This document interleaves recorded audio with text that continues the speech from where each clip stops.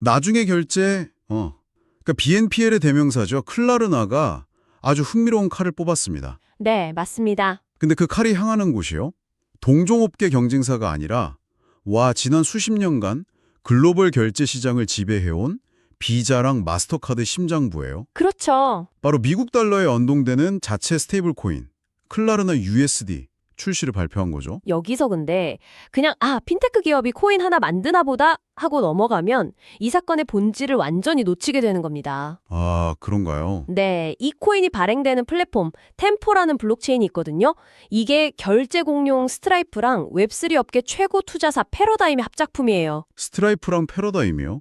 와, 이름만 들어도 엄청나네요. 그러니까요. 이건 단순한 신사업 발표가 아니라 뭐랄까 웹2의 거인들이랑 웹3 기술이 딱 결합해서 기존 금융 질서에 던지는 거의 출사표에 가깝습니다. 맞습니다. 그래서 이번 시간에는 이 클라르나가 유럽 대표 핀테크 기업이잖아요. 왜 하필 달러 스테이블 코인이라는 카드를 꺼냈는지, 네네. 그리고 이 클라르나 스트라이프 패러다임 연합이 앞으로 우리가 돈을 쓰는 방식을 어떻게 근본적으로 바꾸게 될지 그 큰 그림을 한번 그려보겠습니다. 자, 그럼 이 발표의 핵심 내용부터 좀 명확하게 짚고 넘어가 보죠. 클라르나 USD, 이게 정확히 어떤 구조로 움직이는 건가요? 네, 이름에서 딱 알 수 있듯이 가장 중요한 특징은 미국 달러, USD 가치의 1대1로 가치가 고정된, 패깅된 스테이블 코인이라는 점입니다. 1대1로요. 네, 그러니까 여러분이 1클라르나 USD를 가지고 있으면 그건 언제나 1달러의 가치를 보장받는다는 의미죠. 현재는 이제 템포라는 블록체인의 테스트넷에서 운영되고 있고요. 정식 출시는 2026년을 목표로 하고 있습니다. 근데 발행 주체가 좀 독특하네요. 클라르나가 직접 발행하는 게 아니라 스트라이프의 자회사인 브리치를 통해서 발행된다고요? 아주 중요한 포인트를 짚어주셨어요. 이거는 어떤 의미가 있는 건가요? 그냥 클라르나가 직접 만들면 될 텐데요. 이걸 이제 오픈 이슈언스, 그러니까 개방형 발행 구조라고 하는데요. 클라르나가 스테이블 코인 발행에 필요한 복잡한 규제 준수나 자산 관리 이런 것들을 직접 다 하는 대신에요. 네. 이미 그 인프라를 완벽하게 갖춘 스트라이프의 전문 자회사를 활용하는 방식입니다. 아, 이렇게 되면 클라르나는 자신들이 가장 잘하는 거, 그러니까 고객 서비스랑 상품 설계에만 집중할 수 있게 되는 거죠. 알겠습니다. 비유하자면 자동차 회사가 엔진은 최고의 전문 회사에서 공급받고 자신들은 디자인이란 주행 경험에만 집중하는 거랑 비슷한 구조군요. 네, 정확한 비유입니다. 그럼 클라르나가 이 복잡한 구조까지 만들면서 궁극적으로 얻으려는 목표, 그게 뭔가요? 목표는 아주 명확하고 또 어떻게 보면 대담합니다. 전 세계적으로 연간 120억 달러, 우리 돈으로 약 16조 원에 달하는 그 막대한 결제 수수료를 극적으로 줄이겠다는 겁니다. 16조 원이요? 와, 네, 지금 여러분이 해외 사이트에서 물건 살 때 그 결제 과정에는 수많은 은행, 카드사들이 정말 거미줄처럼 얽혀 있거든요. 단계마다 수수료를 떼어가고요. 그렇죠. 클라르나는 자신들이 직접 발행한 이 코인을 통해서 그 중간 과정을 그냥 다 건너뛰고 판매자랑 구매자를 거의 다이렉트로 연결하겠다는 야심이죠. 와, BNPL 회사가 단순히 할부 서비스만 제공하는 걸 넘어서 결제 인프라의 핵심인 통화, 발행에 직접 뛰어들어서 생태계 주도권을 잡겠다, 뭐 이런 선언처럼 들리네요. 바로 그겁니다. 근데 여기서 정말 근본적인 질문이 생겨요. 클라르나는 스웨덴, 그러니까 유럽 연합 소속 국가 회사잖아요. 네, 그렇죠. 그런데 왜 자국 통화권인 유로가 아니라 굳이 미국 달러를 기반으로 한 스테이블 코인을 만드는 걸까요? 이건 좀 의외인데요. 바로 그 질문에 대한 답을 찾는 게 이번 뉴스의 핵심을 이해하는 열쇠입니다. 여러 이유가 있겠지만 가장 중요한 건 세 가지로 정리할 수 있어요. 네. 첫째는 냉혹한 현실이죠. 바로 시장의 힘입니다. 현재 전 세계 국경을 넘나드는 결제의 약 80%가 미국 달러로 이루어집니다. 80%나요? 와, 그렇게나 많이요? 네, 아마 이 방송 들으시는 분들도 해외 직구하시거나 해외여행 가서 카드 쓰실 때 결국 최종적으로는 달러로 환전돼서 결제되는 경험 다들 해보셨을 겁니다.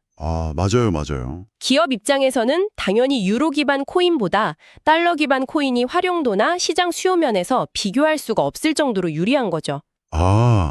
글로벌 비즈니스를 하려면 뭐 좋든 싫든 달러라는 판 위에서 놀아야 한다. 이 말씀이시네요. 바로 그겁니다.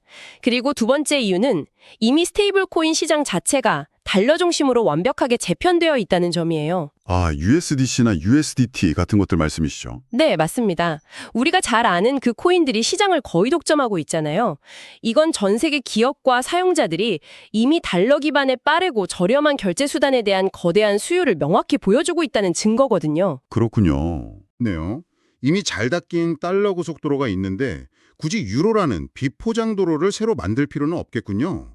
마지막 이유는 뭔가요? 마지막 이유는 클라르나라는 기업의 현재 정체성과 아주 깊은 관련이 있습니다. 비록 스웨덴에서 시작했지만 지금 클라르나의 가장 큰 시장이자 성장의 심장은 이미 미국입니다. 아, 미국이에요? 네. 전 세계 1억 명이 훌쩍 넘는 사용자 기반에 연간 거래액이 1,120억 달러, 우리 돈으로 150조 원에 달하는데요. 이 엄청난 성장을 이끈 중심축이 바로 미국 시장이요. 와, 사업의 중심이 미국에 있으니 당연히 달러 기단의 코인을 선택하는 게 가장 합리적인 결정인 셈이죠. 국적은 유럽이지만 비즈니스의 심장은 미국에 있다. 이 말이군요. 결국 지극히 현실적이고 전략적인 판단이었네요. 그렇죠. 자, 그럼 클라르나가 달러를 선택한 이유는 알겠는데 이걸 실현할 기술, 그러니까 블록체인 자체도 중요하잖아요. 근데 템포라는 이름은 정말 생소하거든요. 네, 그쵸. 스트라이프와 패러다임이라는 거물들이 만들었다는데 대체 어떤 물건이길래 클라르나가 여기에 베팅한 걸까요? 템포는 처음부터 결제라는 단 하나의 목적을 위해서 모든 것을 최적화한 그런 특화 블록체인이라고 보시면 됩니다. 아, 결제 특화. 네. 범용성을 추구하는 이더리움이나 다른 블록체인들하고는 태생부터 다른 거죠. 비유하자면 오프로드도 달리고 시내 주행도 가능한 SUV가 아니라 오직 F1 서킷을 가장 빨리 달리기 위해 만들어진 레이싱카에 가깝습니다. 아, 결제만을 위한 F1 머신이라니 비유가 아주 귀에 쏙쏙 들어오네요. 그럼 그 머신의 선는 어느 정도인가요? 목표는 초당 수천 건 이상의 거래를 거의 0에 가까운 수수료로 처리하는 겁니다. 초당 수천 건이요? 네, 이걸 좀 더 쉽게 풀어서 설명한 비유가 기업용으로 완벽하게 최적화된 솔라나와 스트라이프의 결합 버전이라는 표현이에요. 솔라나와 스트라이프의 결합이요? 네, 솔라나의 그 엄청난 처리 속도랑 스트라이프가 수십 년간 구축해온 안정적인 글로벌 결제 인프라, 그 장점만 합쳤다고 생각하시면 이해가 빠르실 겁니다. 와, 솔라나의 속도와 스트라이프의 인프라라니 정말 강력한 조합인데요. 근데 가장 무서운 점은 따로 있을 것 같아요. 이게 스트라이프의 인프라랑 직접 연결된다는 점 아닌가요? 정합합니다.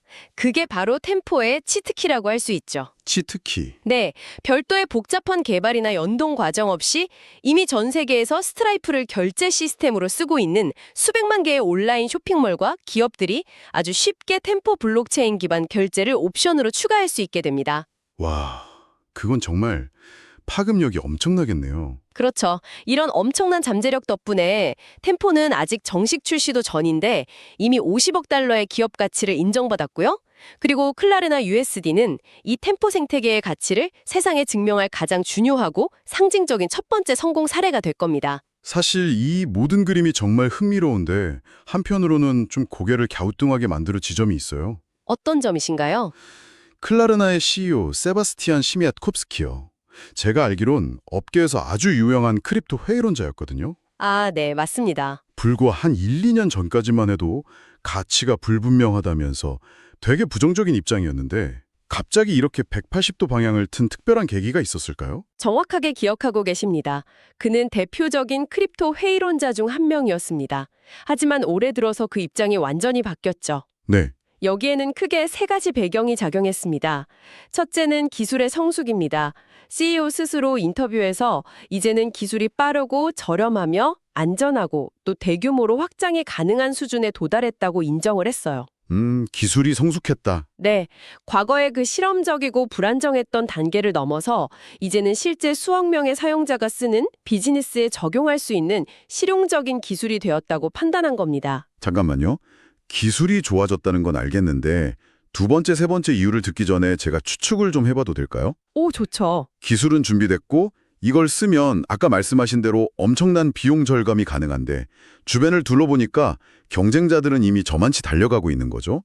JP모건, 비자, 페이팔 전부 스테이블 코인으로 뭔가를 하고 있잖아요. 네, 그렇죠. 결국 이건 버티다가는 다 뺏긴다는 위기감의 발현이 아니었을까요? 더 이상 나는 크립토 회의론자라는 명분에만 머무를 수 없었던 거네요. 와, 완벽한 분석입니다. 바로 그게 두 번째와 세 번째 이유를 관통하는 핵심입니다. 아, 정말요? 네. 두 번째 이유는 아주 현실적인 비용 문제였어요. 클라르나는 유럽, 미국, 아시아, 전 세계에서 사업을 하는데 기존 금융망을 이용한 국가 간 결제, 즉 크로스보더 결제 수수료가 너무 비쌌습니다. 이걸 획기적으로 줄일 대안으로 스테이블 코인이 눈에 딱 들어온 거고요. 그리고 말씀하신 대로 마지막 이유는 경쟁 환경의 급격한 변화입니다. 월가의 거인 JP모건은 이미 JPM 코인으로 매일 수십억 달러를 결제하고 있고요. 카드사의 제왕인 비자는 스테이블 코인으로 직접 보상을 지급하는 시스템을 테스트 중입니다. 페이팔도 있죠. 네, 심지어 가장 강력한 경쟁자인 페이팔은 자체 스테이블 코인 PYUSD를 발행해서 시장에 풀어버렸죠. 이런 상황에서 더 이상 혼자 지켜만 보고 있을 수는 없었던 겁니다. 그렇군요. 기술의 성숙, 비용 절감의 필요성, 그리고 나만 뒤처질 수 없다는 그 치열한 경쟁 구도, 이 세 가지가 딱 맞물리면서 완고했던 회의론자의 태도를 완벽하게 바꿔놓은 셈이네요. 네, 맞습니다. 자, 그럼 이 모든 것들이 합쳐져서 클라르나 USD가 실제로 우리 결제 시장에 어떤 변화의 파도를 몰고 오게 될까요? 가장 크고 직접적인 변화는 앞서 잠시 언급했던 비자랑 마스터카드의 수수료 구조에 대한 정면 도전이 될 겁니다. 수수료 구조요? 네, 현재 우리가 카드를 쓸 때마다 발생하는 2에서 3%의 수수료는 사실 눈에 잘 보이진 않지만 결국 소비자랑 판매자에게 고스란히 전가되고 있거든요. 아마 이 방송 들으시는 분들 중에 사업하시거나 자영업하시면 바로 와닿으실 거예요. 내 상품 가격의 2에서 3%가 카드사랑 은행에 지불하는 비용으로 그냥 사라지는 거니까요. 그렇죠. 이게 쌓이면 정말 어마어마한 금액이죠. 맞습니다. 그 2에서 3% 안에는 여러분의 카드를 발급해준 카드 발급사, 가게의 카드 단말기를 관리하는 매입사, 그리고 이 둘을 연결해주는 비자 마스터 같은 네트워크사의 몫이 아주 복잡하게 얽혀 있습니다. 네. 그런데 스테이블 코인은 이 모든 중간 단계를 건너뛰고 개인과 개인 또는 기업과 기업을 직접 연결하는 P2P 방식으로 이 구조를 단순화시킬 수 있습니다. 이론적으로 수수료를 0.01% 수준까지 낮추는 게 가능해져요. 잠깐만요. 3%가 0.01%가 된다고요? 네. 거의 300분의 1 토막이네요. 네. 이건 단순히 비용 절감이 아니라 시장의 규칙을 아예 새로 쓰는 수준의 파괴적인 변화인데요. 혁명적인 변화죠. 또한 스트라이프의 인프라 위에서 돌아가기 때문에 스트라이프를 쓰는 전 세계 수많은 쇼핑몰에서 클라르나 USD가 페이팔이나 애플페이처럼 아주 자연스러운 기본 결제 옵션 중 하나로 자리 잡을 수 있습니다. 아, 그럴 수 있겠네요. 더 나아가서 기술적으로는 거래와 동시에 정산이 즉시 이루어지는 것도 가능해집니다. 즉시 정산요. 네. BNPL 서비스의 고질적인 문제 중 하나가 판매자들이 돈을 늦게 받는 정산 지연 문제였는데 이 문제까지 해결할 수 있는 실마리를 제공하는 거죠. 와, 판매자 입장에서는 돈을 바로 받을 수 있으니 훨씬 매력적인 선택지가 될 수 있겠네요. 그렇죠. 듣다 보니 클라르나의 움직임이 단순히 하나의 기업이 신기술을 도입하는 차원을 넘어서 더 큰 흐름의 일부라는 생각이 강하게 드네요. 정확합니다. 이건 클라르나만의 외로운 싸움이 아니에요. 맥킨지 같은 세계적인 컨설팅 그룹의 보고서를 보면요. 향후 스테이블 코인을 통한 연간 결제량이 27조 달러. 27조 달러요? 네, 우리 돈으로 3경 원이 넘는 엄청난 규모에 이를 것으로 전망하고 있습니다. 3경원. 상황이 이렇다 보니까 이제 각국 정부랑 중앙은행도 이걸 무조건 막고 금지하는 대신 제도권 안으로 끌어들여서 관리하려는 움직임으로 돌아서고 있습니다. 규제 환경도 빠르게 바뀌고 있다는 말씀이시군요. 네. 영국의 중앙은행은 이미 시스템적으로 중요한, 그러니까 규모가 큰 스테이블 코인에 대한 명확한 규제안을 발표했고요. 유럽연합, EU는 미카라는 포괄적인 규제안을 세계 최초로 시행하는 단계에 들어갔습니다. 미카요. 네, 쉽게 말해서 스테이블 코인 발행사에게 거의 은행에 준하는 자본금과 고객 자산 보호 의무를 부과해서 안정성을 확보하겠다는 겁니다. 미국도 움직임이 있나요? 물론입니다. 미국 역시 제니어스 법안 등을 통해서 관리 체계를 마련하고 있고요. 이건 스테이블 코인이 더 이상 변방의 실험적인 기술이 아니라 이미 각국 경제 시스템의 중요한 일부로 인정받고 있다는 가장 강력한 신호입니다. 오늘 이야기를 종합해보면 이 클라르나의 스테이블 코인 발행은 단순한 신제품 출시가 아니군요. 네, 절대 아니죠. 이건 글로벌 결제 시장의 중심축이 지난 수십 년간 굳건히 유지되어 온 카드사 네트워크에서 이제 스트라이프 같은 플랫폼 기업이 주도하는 블록체인 네트워크로 이동하는 거대한 지각 변동의 신호탄이라고 봐야겠습니다. 특히 스트라이프, 패러다임, 클라르나라는 이 삼각편대는 아주 상징적입니다. 전통적인 핀테크 시장의 강자, 그리고 그들에게 인프라를 제공하는 플랫폼의 제왕, 마지막으로 이 모든 것을 가능하게 하는 웹3 기술과 자본이 만난 거니까요. 기술, 자본, 사용자 기반. 세 가지가 다 만났네요. 네, 이 세 가지가 만났을 때 어떤 파급력이 생기는지를 보여주는 교과서적인 사례가 될 겁니다. 2026년 템포의 메인넷이 정식으로 출시되고 클라르나 USD가 본격적으로 유통되기 시작하면 그 영향력은 지금 우리가 상상하는 것 이상일 수 있습니다. 결제라는 금융의 가장 거대하고 본질적인 시장을 정조준한 이 강력한 연합이 그 판도를 바꾼 뒤에 그 다음에는 과연 어떤 산업을 가장 먼저 바꾸게 될지 여러분도 한번 생각해 보시면 흥미로울 것 같습니다. 시청해 주셔서 감사합니다.